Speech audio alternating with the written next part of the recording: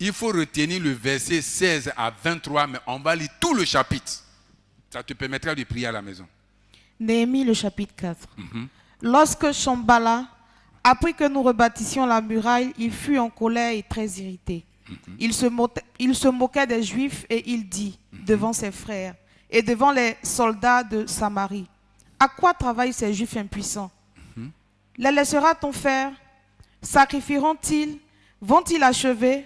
Redonneront-ils vie à des pierres ensevelies sous des morceaux de poussière et consumées par le feu? Tobija l'ammonite était à côté de lui et il dit qu'ils bâtissent seulement. Si un renard s'élance, il renversera leur muraille de pierre. Écoute, ô notre Dieu, comme nous sommes méprisés. Fais retomber leurs insultes sur les têtes et livre-les au pillage sur une terre où ils soient captifs. Ne pardonne pas leurs iniquités et que leurs péchés ne soient pas effacés de devant toi, car ils ont offensé ceux qui bâtissent. Nous rebâtîmes la muraille qui fut partout achevée jusqu'à la moitié de la hauteur. Et le peuple prit à cœur ce travail. Mais Shambhala, Tobija, les Arabes, les Ammonites et les Astodiens furent très irrités en apprenant que la réparation des murs avança et que les brèches commençaient à se refermer. Ils se liguèrent tous ensemble pour venir attaquer Jérusalem et lui causer dommage. Nous priâmes notre Dieu et nous établîmes une garde jour et nuit pour nous défendre contre leurs attaques. Verset 10. Cependant, Judas disait, les forces manquent à ceux qui portent les fardeaux et les décombres sont considérables. Nous ne pourrons pas bâtir la muraille. Amen. Je prends et tu vas me rattraper au verset 16. Et nos ennemis disaient, ils ne sauront et ne verront rien jusqu'à ce que nous arrivions au milieu d'eux. Nous les tuerons et nous ferons ainsi cesser l'ouvrage. Or, les Juifs qui habitaient près d'eux vinrent 10 fois nous avertir et tous les lieux d'où ils se rendaient vers nous. C'est pourquoi je plaçais dans les enfoncements derrière la muraille et sur les terrains secs le peuple par famille, tous avec leurs épées, leurs lances et leurs arcs. Je rendais et m'étant levé, je dis aux grands, aux magistrats et au reste du peuple, ne les craignez pas. Souvenez-vous du Seigneur, grand et redoutable, et combattez pour vos frères, pour vos fils et vos filles, pour vos femmes et pour vos maisons. Verset 15. Lorsque nos ennemis apprirent que nous étions avertis, Dieu anéantit leurs projets et nous retournâmes à la muraille, chacun à son ouvrage. Verset 16. Depuis ce jour, la moitié de mes serviteurs travaillaient et l'autre moitié était armée de lances, de boucliers, d'arcs. Tu vas reprendre ça. Écoutez très bien à partir d'ici. Depuis ce jour, la moitié de mes serviteurs travaillaient et l'autre moitié était armée de lances, de boucliers, d'arcs et de cuirasses. Les chefs étaient derrière toute la maison de Juda. Ceux qui bâtissaient la muraille et ceux qui portaient ou chargeaient les fardeaux travaillaient d'une main et tenaient une arme de l'autre. Chacun d'eux, en travaillant, avait son épée ceinte autour des reins. Celui qui sonnait de la trompette se tenait près de moi. Je dis aux grands, aux magistrats et au reste du peuple, l'ouvrage est considérable et étendu, et nous sommes dispersés sur la muraille, éloignés les uns des autres. Au son de la trompette, rassemblez-vous auprès de nous, vers le milieu d'où vous l'entendez, notre Dieu combattra pour nous. Verset 21. C'est ainsi que nous poursuivions l'ouvrage, la moitié d'entre nous la lance à la main depuis le lever de l'aurore jusqu'à l'apparition des étoiles. Verset 22. Dans ce temps, je dis encore au peuple que chacun passe la nuit dans Jérusalem avec son serviteur. Faisons la garde pendant la nuit et travaillons pendant le jour. Verset 23. Et nous ne quittons point nos vêtements, ni moi, ni mes frères, ni mes serviteurs, ni les hommes de garde qui me suivaient. Chacun n'avait que ses armes et de l'eau. Chacun n'avait que ses armes et de l'eau. Alléluia. Ce matin, peut-être que je vais parler un peu, et puis mercredi et vendredi, on va venir pour la prière, parce que le temps est court. Dimanche passé, j'étais pris assez de temps. Aujourd'hui, je ne vais pas trop extrapoler. Après le sissi de la maison, de la ville sainte, Dieu a tout arrangé pour qu'on lui accorde et la permission et les moyens pour aller rebâtir. Zorobabel, lui, il a rebâti en Esdras le temple. Néhémie, lui qui est laïque, il a appelé à rebâtir les murailles. Alléluia. Avant, les villes étaient clôturées. Lorsqu'ils ont péché et puis les ennemis sont venus, ils ont détruit et le temple et leur protection. Ils ont fait tomber le mur. D'abord, ils ont mis le feu. Donc, toutes les briques là sont devenues comme du sable. C'était compliqué. Dieu a permis que par le souci de Néhémie, il parte maintenant rebâtir. Quand il est arrivé, il a expliqué le projet à tout le peuple et le peuple était d'accord. De la même manière que lorsqu'on veut faire un bond par rapport à la construction, on vous partage et puis ensemble on cherche les moyens pour le faire là. Le peuple est d'accord. Maintenant qui c'est là pour rebâtir, il faut dire opposition, obstacle. Alléluia. Je dis très souvent aux gens, ce n'est pas parce que nous ne voulons pas investir. Tout le monde veut investir. Mais il n'y a pas de bonne personne à qui tu peux confier pour gérer. C'est ça le problème. Tu as les moyens, tu as envie. Toi aussi d'investir quelque part. Mais aujourd'hui, les gens sont devenus malhonnêtes. C'est ça le problème. Voici là le projet, là les moyens, les hommes qu'il faut. Mais malheureusement, beaucoup d'obstacles. Qu'est-ce qu'il va faire? Ce matin, je vais te parler. Le sacrifice appelle le miracle. Alléluia. Le sacrifice appelle le miracle. Parce qu'à cause de leur péché, la peste a déjà mis la main sur toute la région et sur Jérusalem même. Donc tous les espions du roi sont là. Sambala, Tobija, Geshem et les autres. D'abord quand ils ont voulu commencer, ils ont commencé à se moquer de pour dire c'est juif impuissant qui travaille là, comment est-ce qu'il peut faire ça? Brique est devenue sable, on va voir s'ils pourront. Ils ne pourront même pas même. Moquerie, hein. Mais néanmoins, ils se sont fortifiés pour commencer. La Bible dit que dans leur moquerie, ils sont allés jusqu'à arriver même au milieu de la hauteur qu'ils devaient atteindre. Quand les ennemis ont vu que, d'une manière miraculeuse, leur projet est réalisé à 50%, ils ont commencé maintenant à former des groupes pour venir les attaquer. Ils ont d'abord envoyé des lettres au roi pour dire les Juifs sont en train de se rebeller contre toi. La muraille que tu as détruite, il faut venir voir qu'ils sont en train de rebâtir. Comme le roi sait que c'est lui qui a donné l'ordre là. Le roi a anéanti ça. Mais si le roi a anéanti, arrêtez. Ils disent non. Ils ne vont pas rebâtir la muraille. Alors que leur objectif, c'était de rebâtir la muraille. Mais les opposants sont là, les obstacles sont là, les ennemis sont là. Est-ce que c'est parce qu'il y a des obstacles qu'ils vont abandonner? Il va dire, ah bon, Seigneur, toi-même tu sais que j'ai voulu faire. Mais il y a trop d'obstacles. Occasion. Néhémie dit pas question. Regardez la stratégie que Néhémie a mis sur pied. Et c'est cette stratégie que nous devons mettre sur pied de maintenant jusqu'au 31 décembre. Parce que si on n'abandonne pas et qu'on commence à élaborer des projets, le Seigneur sera avec nous. Parce qu'il voit qu'il y a des obstacles, malgré on ne veut pas laisser tomber. Parce qu'il a dit, à tes résolutions, répondra le succès. Si tu es décidé à réaliser tes rêves, à atteindre tout ce que tu as voulu atteindre en 2025, malgré que le temps soit court et que les moyens ne sont pas là, tu verras la main du Seigneur. Néhémie dit qu'il a divisé le peuple en deux. Il y a une partie qui travaille et il y a une partie qui monte la garde. Mais déjà, c'est diminuer le personnel. Mais regardez très bien. Ceux qui travaillent là même, là, qu'est-ce qui se passe? La Bible dit, ils ont la truelle pour mélanger le ciment et puis travailler. Et en même temps, ils ont l'épée pour combattre si l'ennemi arrive. Si c'est toi, est-ce que tu n'as pas trouvé une occasion? Ah, Dieu même sait que j'ai mis tout dedans. C'est que cette affaire-là, ça c'est votre phrase, c'est que Dieu n'est pas dedans. Qui t'a dit que Dieu n'est pas dedans? Dieu a demandé à ce qu'on soit ses imitateurs. La première opposition n'a pas commencé sur la terre. Depuis le ciel, Satan s'est levé pour s'opposer à Dieu. Dieu a maté sa rébellion. Tu ne veux pas mater l'opposition qui est devant toi? Et quand il a fini de mater la rébellion, puis il a précipité Satan sur la terre. Il y a certains qui disent, mais pourquoi Dieu aussi qui est amour là, il a envoyé Satan sur la terre? quand il a précipité, Dieu s'est arrêté pour dire, cieux, réjouissez-vous, malheur à la terre. Il dit, les hommes, malheur à vous. Hein? Le diable est descendu vers vous, animé d'une grande colère. Il a déjà donné l'avertissement pour que chacun se barricade. Alléluia.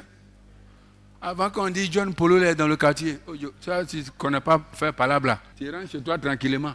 Parce qu'on a donné l'avertissement. Dieu a averti la terre. C'est lui qui a fait le ciel et puis la terre. Il envoie la paix où il veut, il envoie Satan où il veut. Pourquoi tu vas lui demander? La Bible dit personne ne peut poser question à Dieu. Alléluia. Dieu dit on n'a qu'à limiter. Il est en train de dire que lui, Dieu, quand il y a un obstacle là, il ne continue pas, il ne s'assoit pas, il ne recule pas, mais il avance. Alléluia. Il avance malgré tout. Il dit sois comme moi, ton père. Tel père, il faut laisser fils. Tel père, les mamans, il faut dire fille. C'est les jeunes, c'est là même qui me font pitié. Parce que le frère qui est venu me voir qui dit il veut me marier là. Il y a l'autre soeur qui m'a dit aussi. Il est parti lui dire qu'il veut la marier. C'est que ça là. Faut pas te battre, hein. Faut pas te battre. Donc, il n'a qu'à te dire à toi celui qui va te marier quoi. Et s'il te dit à toi seul, et puis toi qui es spirituel, à la fin tu as dit que Dieu a dit que c'est pas lui là, il fait quoi? Lui il perd. Les frères, je n'ai pas dit de faire ça, mais si tu as fait là, tu n'as pas péché. Quoi? Bats-toi. On s'en va quelque part dès qu'on arrive net. Et puis, la chaussure est décollée. Ah, c'est que Dieu ne veut pas que je fasse. Je retourne à la maison. Tu ne sais pas qu'à cette cérémonie-là, il y a eu une rencontre pour toi là-bas, tu ne sais pas. On trouve toujours des occasions pour s'asseoir. Dieu dit non. Imitez-moi, je relève tous les défis. Moi-même qui suis Dieu là, lorsque je vais créer la terre, il y avait un problème. La terre était informe et vide. Comment Dieu peut créer quelque chose et puis il n'y a pas de forme? L'homme même qui voulait créer le bic là, dans son esprit là, bic était comme ça. Dès qu'il a créé, c'est sorti bic. Pourquoi Dieu va créer la terre qui doit être ronde et puis on dit il n'y a pas de forme, informe et puis c'était vide? Dieu s'est arrêté. Il dit informe, tu deviens forme. Obscurité, que la lumière soit. C'est pas ce qu'il a dit. Tu n'as pas. Quand Dieu dit il faut m'imiter là. Mais il dit de parler comme lui, de ne pas avoir peur. Ce qui est devant toi là, il n'y a pas de racines. Quand tu vas toucher, tu vas voir que ça va tomber seul. Mais comme tu vas résister, tu as peur. Il y a des gens qui sont passés concours. Hein. On dit concours, on passe avec BPC, bac, et puis maîtrise. Dès qu'il voit son grand frère, lui qui a BPC, il voit son grand frère et puis ses camarades qui ont maîtrise dedans là. Nous, on est venu voir faire quoi dedans? Dieu a dit à David, ne regarde pas sa taille. Dieu a dit au sacrificateur Samuel qu'on a envoyé pour choisir le roi dans la maison du papa de David. Il a dit les hommes regardent à ce qui frappe aux yeux. Mais moi je regarde au cœur. Tous ces grands beaux qui sont royables, je les ai rejetés. C'est parce que tu ne sais pas ce qu'il y a. Moi déjà quand j'ai pris, j'ai dit je ne suis pas un homme normal d'après les enfants. Non, lui là c'est pas un homme, c'est un génie. Je ne suis pas un homme ordinaire. Christ en moi, l'espérance de la gloire. Quand tu commences à parler ce langage-là, ce qui en toi sort, tu prends ton temps pour parler du mauvais, du problème qui est devant toi. Mais le problème va s'amplifier. Goliath a dit à David, je vais te tuer. David a dit, moi je vais assister à tes funérailles. Je vais couper ta tête. Entre les deux, là, qui a assisté au funérailles de son camarade? David a coupé. Quand il y a parole contre parole, ça dépend de maintenant qui est derrière cette parole. L'Esprit de Dieu est derrière cette parole et il a déclaré avec foi. L'Esprit du monde était derrière Goliath et puis il a déclaré par orgueil. Non seulement par orgueil, mais il a fait dans la colère. Oh, tout ce qui est dans la colère détruit toujours. Alléluia. Sois l'imitateur de Dieu. Il n'a pas refusé de rebâtir. Il s'est donné comme objectif de cette année-là de rebâtir les murailles. Peu importe les obstacles.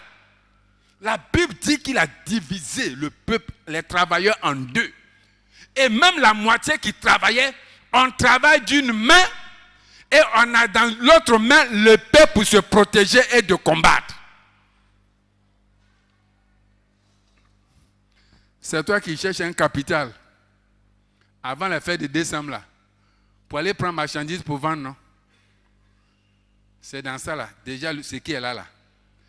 iPhone 12, iPhone 13, Non, comme c'est les vacances, là, on s'en va à Sini. Tu te permets encore du plaisir pendant que tu as des projets à réaliser? Tu te permets encore? C'est le temps de faire le sacrifice. Alléluia. C'est le temps de faire le sacrifice. C'est le temps de sortir le meilleur de toi-même. C'est le moment de t'essouffler. Parce que tu vas avoir un temps de repos après. Le sacrifice vient et le repos vient après. Aïe. Néhémie ne s'est pas amusé. Il n'a pas regardé les Sambala, les Tobija, les Geshen. Il a connu leur réalité et en fonction de ça, il dit, j'ai invoqué le Dieu des cieux. Et Dieu lui a donné la stratégie divine. Si tu mets ta stratégie en place, ton miracle est encore possible. Alléluia. J'ai dit ton miracle est encore possible. Le temps que nous passons là, ce n'est pas le temps pour faiblir ni dormir. Je ne vais même pas attendre que tu viennes m'encourager, m'édifier. Moi-même, je me fortifie. Quand je suis là, la Bible dit, celui qui réfléchit sur les choses, il trouve le bonheur. Seigneur, donne-moi la révélation divine. Donne-moi la stratégie divine par laquelle, Seigneur, le miracle va arriver. Et il dit, envoie-moi, je te répondrai. Je vais te montrer des grandes choses. Des choses cachées que tu ne connaissais pas. Depuis le problème est là. Il y a une solution. Hein? Il y a une solution divine qui est là. Mais invoque Dieu. Alléluia. Tu as frappé cette porte, on t'a fermé, on t'a frappé. Alors que tu as la conviction que c'est dans cette maison que tu dois rentrer. Il ne faut pas fuir. Demande à Dieu qu'est-ce que tu dois faire. Il y a une stratégie divine pour que ton miracle se perd. Ne baisse pas les bras. N'abandonne pas. Le temps est court parce que Dieu est dedans. Quand c'est long, Dieu est à côté puis il te regarde. Mais le temps court, là, ton papa regarde. Est-ce que tu vas t'asseoir? Est-ce que tu veux contourner? Est-ce que tu vas reculer? Mais si tu enfonces malgré tout, tu trouveras le Seigneur sur ton chemin. Alléluia. Tu es fatigué, mais tu n'es pas épuisé. Il y a encore de la force en toi. Et cette force, c'est ce que tu respires. Et c'est avec ça que le Seigneur va travailler. Je suis venu te dire ce matin que ton miracle est possible. Mais le temps qui nous reste là appelle à un sacrifice. C'est maintenant qu'il faut commencer à veiller et prier toi seul. Si ton binôme est d'accord, vous deux. S'il n'est pas d'accord, le temple là est là. Tu auras des compagnons, les moustiques, bien sûr. Mais l'argent que tu vas avoir là, ça va tuer les moustiques après. Je ne vois même pas encore des gens même qui s'associent pour venir s'asseoir, veiller et prier vendredi et puis samedi matin partir. Ton temple est là. Donc pourquoi tu as investi l'argent dedans pour qu'on construise? Ça peut venir dimanche seulement. Dimanche, là, tu fais combien de temps dedans? Tout ton argent, tu as mis dans l'église là. 4 heures de temps par semaine. Faut dire à quelqu'un,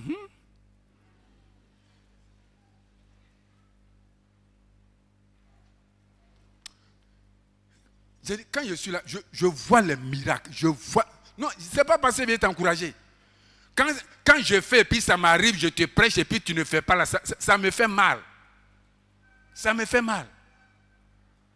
Comme je vous l'ai dit, aller dans toutes les églises, c'est chez nous ici, on ne fait pas pitié, mais on est dur.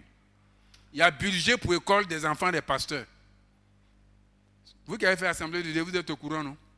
Baptiste et Pentecôte. Il y a budget pour l'école des enfants des pasteurs. On est venu demander l'argent ici un jour. Tous mes pasteurs font sacrifice. Moi-même, je suis le premier sacrifié.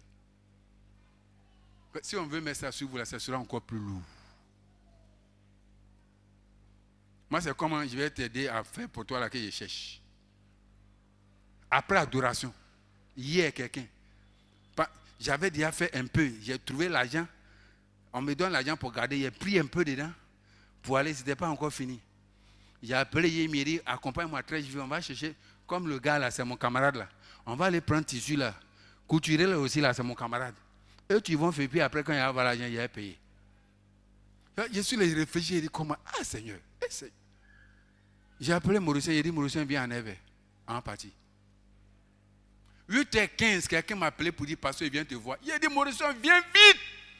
En qui dit plus, c'est à 9h. En qui tu suis passé, si cette personne passe derrière moi, c'est pas bon. Parce que je sens quelque chose de bon. Il est venu aussi, rapide. On a fait fier. Comme Dieu est dedans là. On est arrivé là-bas encore. Tissu bleu de Yémi là. Mon livret de Suisse lui a donné cadeau comme contribution. Quand on est revenu encore, la personne, d'habitude quand elle vient, elle cause avec moi 15 minutes. Cette fois, ça 1h15. J'ai dit, aïe Seigneur, n'a qu'à me dire au revoir en partie. Vers 1h20 là. Dépose 3 enveloppes. Je vois le nom de Yemi, je vois le nom de Loïs, et puis l'autre là, il faut dire c'est sans nom. J'aime tous les chèques en blanc. Mais j'ai dit, en même temps, le Seigneur m'a rappelé le programme d'adoration. Comment on va adorer comme ça Dieu et puis la semaine sera mélangée? Quand j'ai ouvert, la moitié est remboursée. Moitié de 700 000, c'est remboursé d'enveloppe. Là. La moitié. David dit, j'ai été jeune, j'ai vieilli, je n'ai jamais vu le juste être abandonné par Dieu. Et puis après lui, on va oublier les Yémi. On va prendre soin d'elle. Constitution a été premier, j'ai enlevé 1 million. Vous pensez que c'est passé, il y avait beaucoup derrière moi. Je me soucie de Dieu d'abord. Et Dieu se soucie de moi. Parce que Dieu est dedans. C'est comme ça que Dieu a disposé des gens pour vous dehors, pour vous aider. Mais notre comportement les bloque. Un jour, quelqu'un va te dire, je ne sais pas, hein, j'ai envie de te donner l'argent. Mais... C'est notre attitude là qui bloque. Notre pasteur de Kouya nous a rendu un témoignage comme ça. Il a invité un pasteur nigérien pour venir prêcher chez lui. Et quand ils ont fait les offrandes, lui il est parti rapidement dans le bureau avec les trésoriers. Il dit qu'il a voulu donner un gros montant. J'ai oublié le montant. Il a voulu donner un gros montant au prédicateur parce qu'il y avait une dernière offrande. Quand il prend le gros, il y a un petit qui vient dans son cœur. Il prend un gros, il y a un petit montant qui vient dans son cœur. Après la lutter jusqu'à... Il a pris le gros. Celui qui a fini de prêcher là, quand il le recevait maintenant avec sa femme, il dit, mais Adekoya, c'est la toute première fois que cette chose-là m'arrive. Hein. Le pasteur dit, mais qu'est-ce qui t'arrive? Il dit, non, mais pendant les offrandes là, je voulais donner 2000. C'était dans la période où il y avait les billets de 2500 là. Il dit, je voulais donner 10 000. Je voulais donner 2500. Je voulais donner 10 000. Je voulais donner 2500. Après, il a dit, bon, je vais donner les 10 000. Est-ce que vous comprenez? Pendant que le pasteur est au bureau, il veut donner le gros montant. Celui à qui on doit donner là, il est en train d'être ballotté entre 10 000 et 2500. Ce qu'il est en train de vivre dans l'église là, c'est ce qui réjaillit sur le pasteur au bureau de ce qu'il veut lui donner. Donc, ce qu'il va faire là-bas, là, c'est ce qui va déterminer ce que le pasteur va donner au bureau. Et il lui a dit qu'à la fin, il a dit, bon d'accord, je vais donner. Il dit, mais ça là, ça ne m'est jamais arrivé. En même temps, le pasteur de Kouya a compris pourquoi lui aussi, il luttait entre le gros montant et le petit montant. C'est ce qu'on appelle la foi. Jésus a dit, heureux ceux qui croient sans avoir vu. La récompense est derrière. L'acte que tu vas poser là, la récompense est derrière. Dieu ne veut pas que tu vois. Mais ça va dépendre de l'acte que tu vas poser. C'est ainsi que quand Abraham avait la foi pour monter pour aller sacrifier son fils, quand il monte, Dieu fait monter le mouton de l'autre côté. Quand son enfant pose la question pour dire, mais papa, voilà le couteau, voilà le feu, mais où est l'agneau? Quand ça touche le corps d'Abraham et puis Abraham s'assoit, le mouton s'assoit là-bas aussi. Parce que les deux ne voient pas. Hein. Le résultat de la foi et l'action de la foi ne se voient pas. Si Abraham dit, vraiment, Dieu aussi c'est trop. Il descend, le mouton aussi descend de l'autre côté. Mais quand Abraham a la foi pour monter, et puis il se dit, je sais que Dieu peut le ressusciter. Quand il met un pas, le mouton met un pas. Quand il met un pas, mais les deux ne se voient pas. C'est ce qui est bien dans l'affaire des foi là. Jusqu'à ce que Abraham arrive. Quand Abraham est arrivé là, le mouton aussi est arrivé. La récompense est arrivée. Les deux ne se voient pas. C'est pourquoi quand il a sorti le couteau puis il voulait piquer, Dieu dit, pardon, arrête. Depuis que tu marches avec moi, c'est maintenant que je sais que tu me crains. Ne sacrifie pas l'enfant. Pendant que tu montais, je faisais monter ce qu'il te fallait. Regarde dans la brousse, le mouton est là. Il regarde. Va étudier l'histoire des animaux. Les moutons ne montent pas jusqu'à cette hauteur. Mais c'est la foi d'Abraham qui faisait monter. Alléluia. Au point de l'année où tu es arrivé, tu es triste. Tu es découragé. La récompense que Dieu veut te donner, ça y est là. Hein? C'est toi-même, tu es en train de ralentir et puis de tuer ça. Mais si tu as la foi comme Néhémie, malgré tout, tu veux te lever, tu vas voir que les Sombala, les Tobisha, les Gosham, les blocages, les moqueries, tout cela, ce n'est rien. Sois comme Dieu, affronte. Affronte tes peurs. N'aie pas peur de perdre. N'aie pas peur de tomber. Dieu dit, si le juge tombe 7 fois, 8 fois, il va se relever. Mais il faut oser. Les fins d'année se suivent. Mais cette fin d'année 2025 ne doit pas ressembler à la fin de l'année 2024. Quelque chose de grand doit être dans ta bouche. Que le Seigneur te bénisse.